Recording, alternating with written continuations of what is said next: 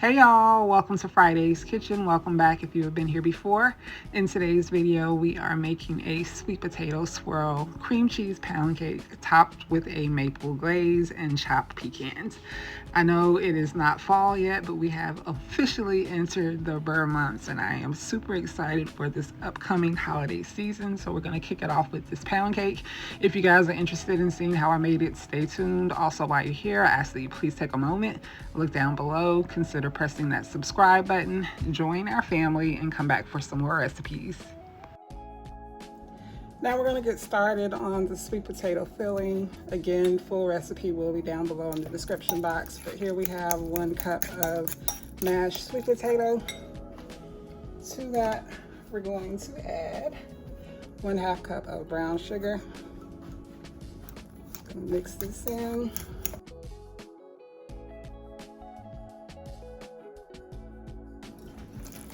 Oh wow, I was doing that with a fork.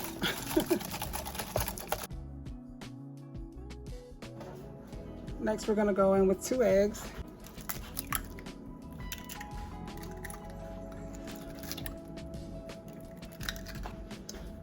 I'm going to mix this in.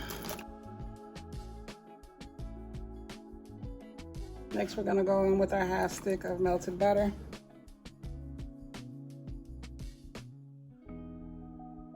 Here we have our flour and spice mixture. We have flour, cinnamon, ginger, and nutmeg. Add this.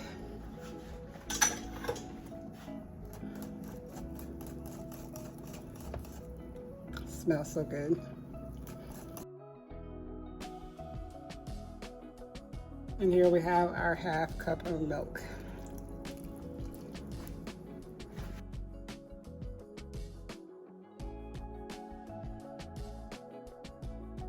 To finish this bottle, we have about a teaspoon in here.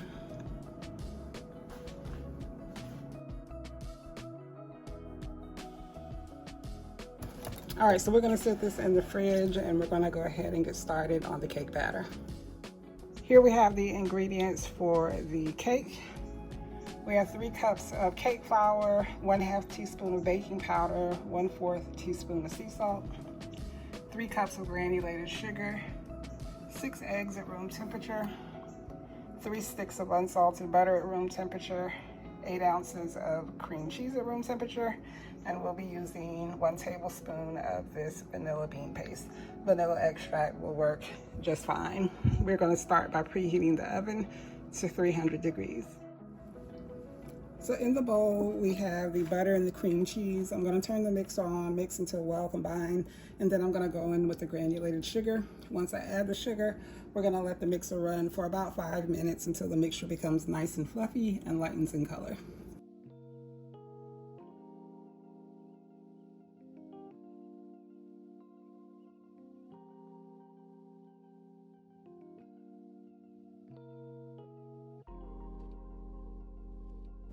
All right, so now I'm going to scrape down the sides and bottom of the bowl to make sure everything gets mixed well. Then I'm going to add the tablespoon of vanilla bean paste and then gradually add my eggs 1 at a time. Once I add an egg, I like to wait for the yolk to break before adding the next. And then we will finish by gradually adding the flour mixture.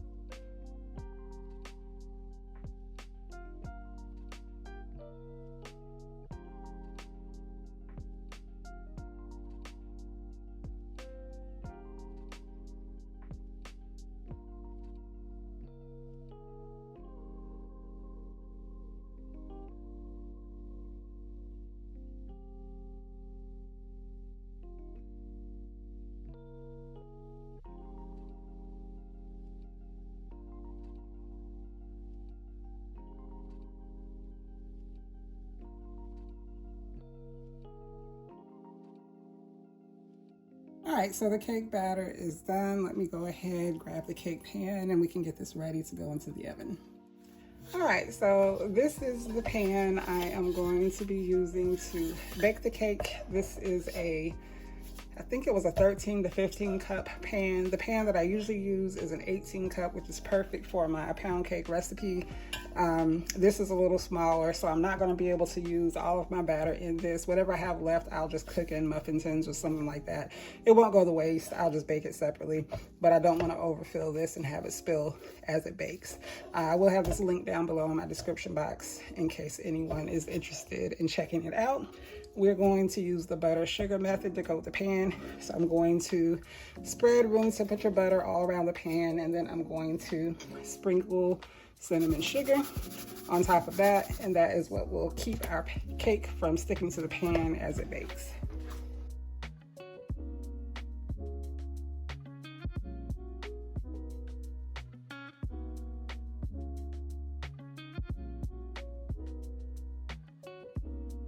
All right, it looks like it's pretty well coated.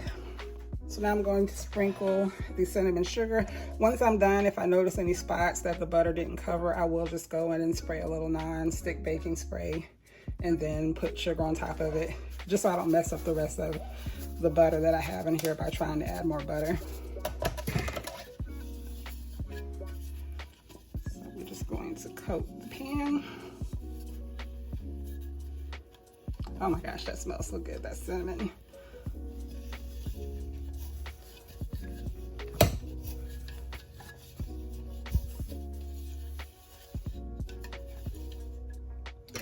You dump the sugar back in the container, and as you can see, I do have a few spots that I missed with the butter, so I'm just going to spray non-stick baking spray there so I don't disturb the rest of the butter.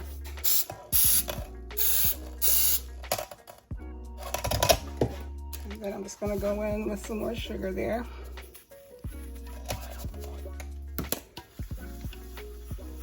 All right, so now our pan is ready for the batter. So let me grab the sweet potato mixture out of the fridge and I'll be right back.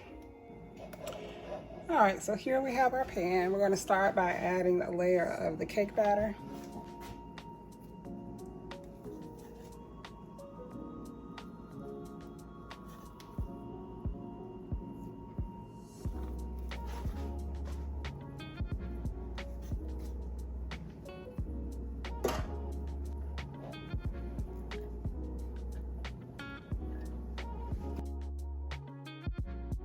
All right, tap that down just to make sure it gets in there really well. Now we're gonna go in and add scoops of the sweet potato mixture.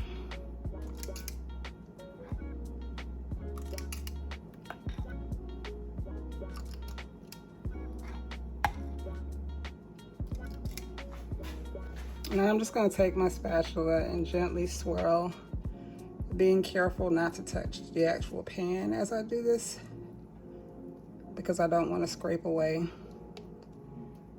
any of the butter and sugar that I have coating the pan.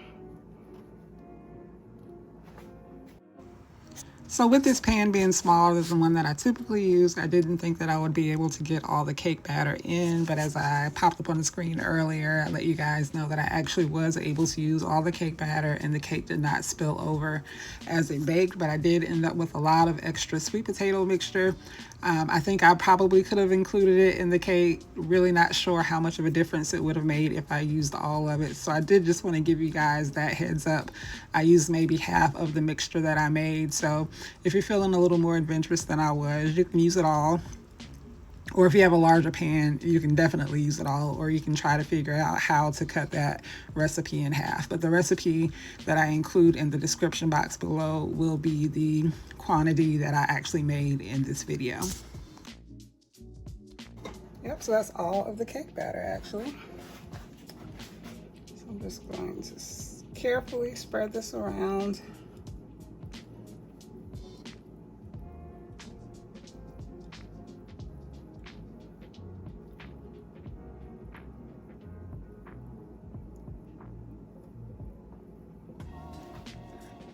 And we're gonna finish with just a little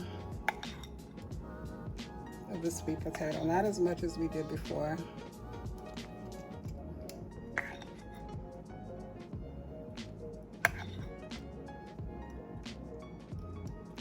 And this time I'm going to swirl with a couple toothpicks, just so I can make it a little prettier. Not that it's gonna matter because this is gonna be the bottom of the cake, but it can at least look pretty.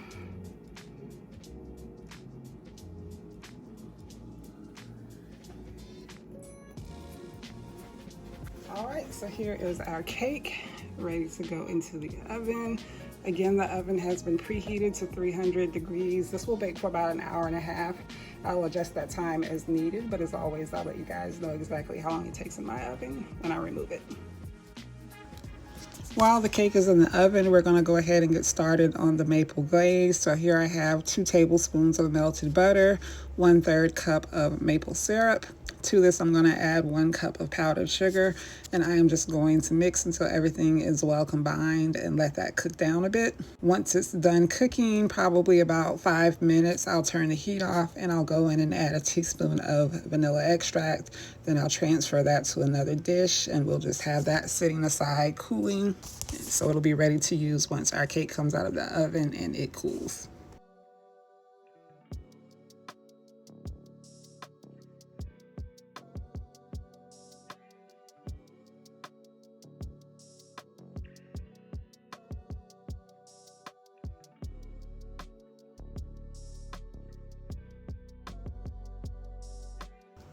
So here's the cake after 1 hour, 35 minutes in the oven, and y'all, it smells heavenly.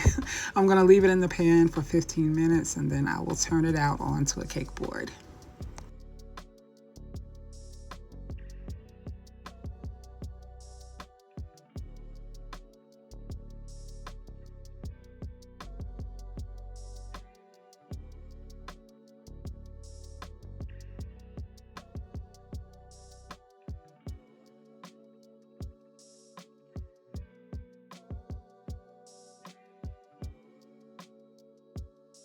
As you can see, the cake released from the pan beautifully, so we're gonna leave this out for about an hour to cool, and then we'll be back to add the glaze and the chopped pecans. It's been an hour, so we're gonna go ahead and finish the cake. I'm going to start by pouring half of the glaze on top. Then I'm gonna add some chopped pecans, and then we'll go on top of that with the rest of the glaze.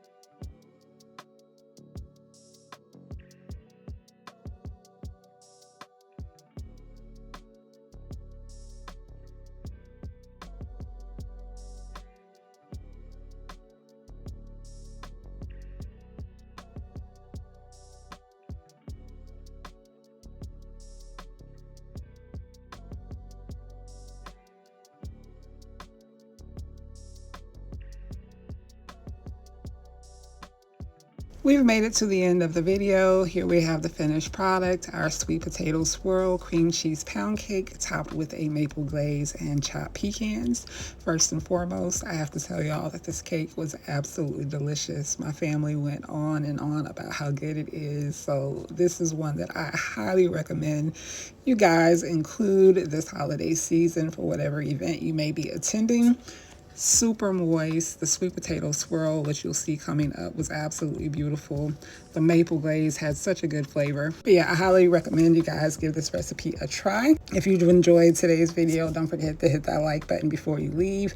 If you haven't already, please consider hitting that subscribe button before you leave. As always, I thank you guys so much for tuning in, and I will see you in the next video.